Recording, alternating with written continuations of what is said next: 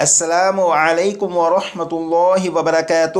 امید کرتا ہوں آپ خیر و عافیت سے ہوں گے۔ آسان اور مختصر تجوید القرآن کورس کی الحمدللہ یہ کلاس نمبر 12 ہے۔ کلاس نمبر 11 میں ادغام کا سبق پڑھا تھا، لیکن اس سبق کی کچھ وضاحت رہتی تھی۔ آج کلاس نمبر 12 میں اس سبق کو مکمل کریں گے۔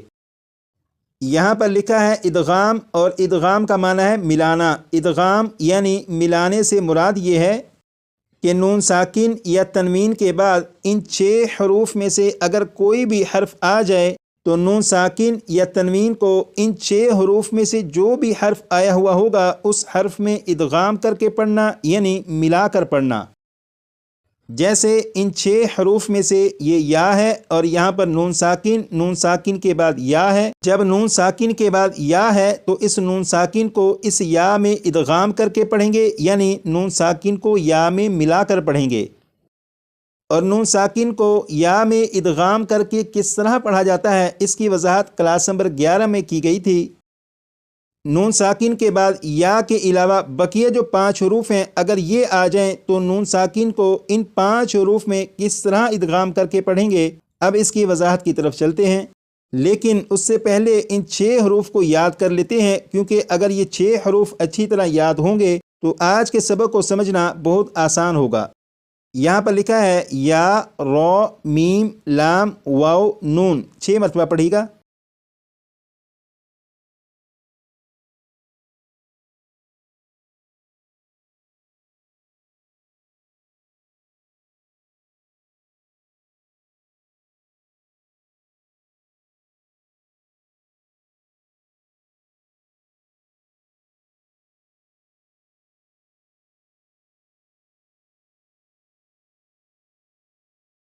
اب آپ یہاں پر دیکھیے گا، یہ ہے نون ساکن کے بعد یا ہے، یہاں پر نون ساکن کے بعد واو، یہاں پر نون ساکن کے بعد میم، یہاں پر نون ساکن کے بعد نون، یہاں پر نون ساکن کے بعد را، یہاں پر نون ساکن کے بعد لام۔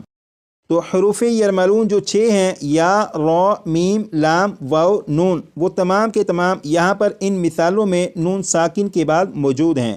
جیسے آپ یہاں پر دیکھیں، یہاں پر یہ نون ساکن ہے، نون ساکن کے بعد میم ہے۔ جب نون ساکن کے بعد میم ہے تو اس نون ساکن کو میم میں ادغام کر کے پڑھیں گے، ملا کر پڑھیں گے۔ جیسے یہ لکھا ہوا ہے بسم اللہ الرحمن الرحیم، من۔ تو یہاں پر یہ جو من ہے اس کا جو نون ساکن ہے، جب نون ساکن کو میم میں ادغام کریں گے تو نون ساکن کی آواز پھر نہیں آئے گی، بلکہ میم کے بعد میم کی آواز آئے گی، اور یہاں پر غنہ بھی کریں گے اور اسے پڑھیں گے مم مثلیہ۔ اسی طرح یہاں پر نون ساکن کے بعد نون ہے تو اس نون ساکن کو نون میں ادغام کر کے پڑھیں گے، ملا کر پڑھیں گے۔ جیسے یہ لکھا ہوا ہے من، لیکن جب نون ساکن کو نون میں ادغام کرنا ہے تو پھر یہ جو نون ساکن ہے اس کی آواز ختم ہو جائے گی، اور میم کے بعد نون مشدد جو ہے اس کی آواز آئے گی اور غنہ کے ساتھ پڑھیں گے۔ جیسے من نصیر۔ اسی طرح یہاں پر دیکھیے گا، یہ نون ساکن کے بعد را ہے۔ جب نون ساکن کے بعد را آ جائے تو نون ساکن کو را میں ادغام کر کے پڑھتے ہیں، ملا کر پڑھتے ہیں۔ لکھا ہوا ہے من، لیکن جب نون ساکن کو را میں ملا کر پڑھیں گے تو پھر نون ساکن کی آواز نہیں آئے گی، بلکہ میم کے بعد را کی آواز آئے گی، اور یہاں پر غنہ نہیں کریں گے اور اسے پڑھیں گے مر ربہم۔ اب آپ یہاں پر دیکھیے گا، یہاں پر نون ساکن کے بعد لام ہے۔ نون ساکن کے بعد جب لام آ جائے تو نون ساکن کو لام میں ادغام کر کے پڑھتے ہیں، ملا کر پڑھتے ہیں۔ لکھا ہوا ہے من، لیکن جب نون کو لام میں ادغام کریں گے تو نون کی آواز ختم ہو جائے گی، اور میم کے بعد پھر لام کی آواز آئے گی، اور یہاں پر جب ادغام کریں گے تو غنہ بھی نہیں کریں گے۔ جیسے من لدنہ۔ ان 4 مثالوں میں جو سبق کی وضاحت کی گئی یہ تو مشکل نہیں ہے، لیکن یہاں پر یہ 2 مثالیں جو ہیں ان میں تھوڑی سی پریکٹس کرنی پڑے گی۔ یہاں پر دیکھیے گا یہ نون ساکن ہے، نون ساکن کے بعد جب یا آ جائے تو نون ساکن کو یا میں ادغام کر کے پڑھیں گے، ملا کر پڑھیں گے، اور نون ساکن کو یا میں ادغام اس طرح کریں گے کہ غنہ بھی ہو، جیسے لکھا ہوا ہے من من من یقول من یقول، تو میم کے بعد آپ کو یہ جو آواز آ رہی ہے میں این این، یہ نون ساکن کا یا میں ادغام بھی ہو رہا ہے، اور ادغام اس طرح ہو رہا ہے کہ غنہ کے ساتھ۔ تو جس طرح یہاں پر پڑھا اسی طرح آپ یہاں پر دیکھیں، نون ساکن کے بعد جب واو آ جائے تو نون ساکن کو واو میں ادغام کریں گے، ملا کر پڑھیں گے اور غنہ کر کے پڑھیں گے، جیسے لکھا ہوا ہے من من، لیکن جب نون ساکن کا واو میں ادغام کریں گے تو پھر یہ من نہیں پڑھا جائے گا، بلکہ اسے پڑھیں گے میوں میوں میوں والی جن میوں والی جن۔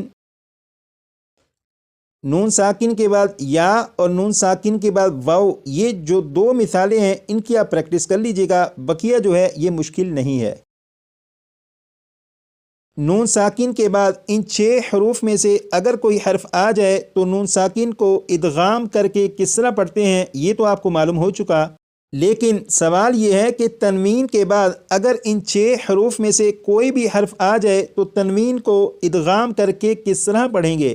تو اس سوال کا جواب یہ ہے کہ جس طرح نون ساکن کو ان 6 حروف میں سے کسی بھی حرف میں ادغام کر کے پڑھیں گے، بالکل اسی طرح تنوین کو ان 6 حروف میں سے کسی بھی حرف میں ادغام کر کے پڑھیں گے، یعنی نون ساکن اور تنوین کے ادغام کا طریقہ بالکل ایک جیسا ہے، کیونکہ نون ساکن اور تنوین لکھنے اور دکھنے میں ایک جیسے نہیں، لکھنے اور دکھنے میں ان میں فرق ہے، لیکن نون ساکن اور تنوین کی جو آواز ہے یہ آواز ایک جیسی ہے۔ جیسے یہاں پر ہے من من، تو یہاں پر آخر میں نون ساکن کی آواز آ رہی ہے، اسی طرح یہاں پر ہا کے اوپر 2 پیش یعنی تنوین ہے، تو جب ہا کو پڑھیں گے تو آخر میں نون ساکن کی آواز آئے گی، جیسے ہن ہن، تو نون ساکن اور تنوین کی جو آواز ہے یہ آواز ایک جیسی ہوتی ہے، اس لیے جس طرح نون ساکن کو ادغام کر کے پڑھیں گے اسی طرح تنوین کو بھی ادغام کر کے پڑھیں گے۔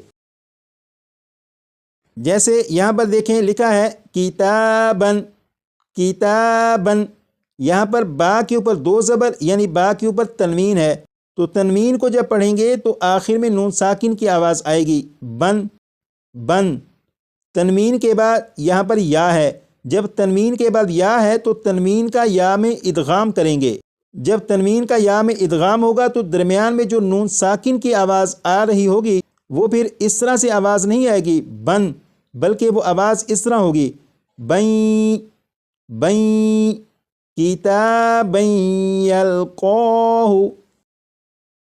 اسی طرح یہاں پر ہدی وذکری سراجا منیرا حطۃ نغفر لکم رؤوف رحیم مصدقا لما۔